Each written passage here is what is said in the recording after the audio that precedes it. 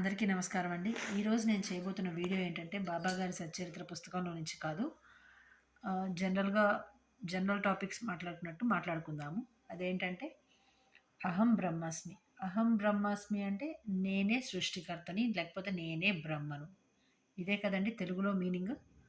మనం వింటూనే ఉంటాం. ఈ పదాన్ని వింటూ ఉంటాము. కొందరి నోట్లో అంటూ ఉంటారు. అది అంతా మనం వింటూనే ఉంటాం. ఆహ్, ఒక ఒక అర్థంగా చూస్తే అది కరెక్టే. నేనే సృష్టికర్తని అంటే, మనము ఈ అర్థాన్ని ఎలా చెప్పుకోవాలంటే, భగవంతుడు సృష్టికర్త అని చెప్పుకోవచ్చు. అలాగే నేనే సృష్టికర్తని అని కూడా చెప్పుకోవచ్చు. ఎందుకంటే, భూమి మీద ఉండే ప్రతి జీవి, ఒక జీవికి జన్మనిస్తారు.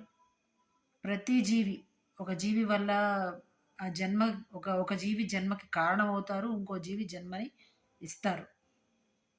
సో, ఆ విధంగా నేను సృష్టికర్తని అనే దాంట్లో ఒక అర్థం ఉంది.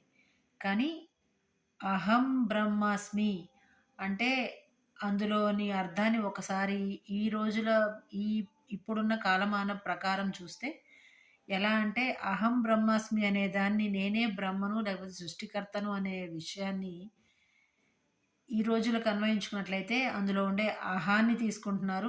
నేనే అనే ఒక గర్వాన్ని తీసుకుంటున్నారు. అది తీసుకోవడం మానేసి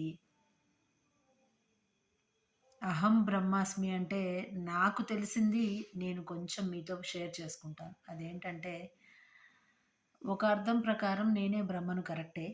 కానీ అసలు నేనే బ్రహ్మను అంటే నేనే భగవంతుడిని అని. అంతే కదా!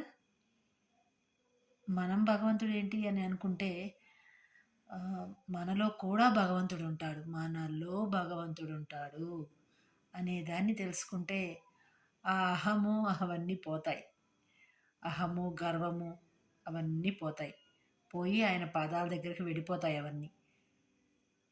అహం బ్రహ్మాస్మి అంటే నాలో కూడా భగవంతుడున్నాడు అనే దాన్ని ఈ రోజులకి, ఇప్పుడున్న మనుషులకి అన్వయించుకుంటే, అప్పుడు మనం సరైన దారిలో భగవంతుడి దగ్గరకి, భగవంతుడి దారిలోకి వెళతాము అని అర్థం చేసుకుంటే కొంచెం మంచిదేమోనండి. ఎందుకంటే ఇప్పుడున్న రోజులు మనం చాలా కఠినమైన రోజుల్లో ఉంటున్నాము. ఎందుకంటే ఆహ్, ఎవ్వరు ఒకళ్ళు చెప్పేది వినరు. ఇంకా చెప్పాలంటే ఈ రోజుల్లో గర్వము, హింస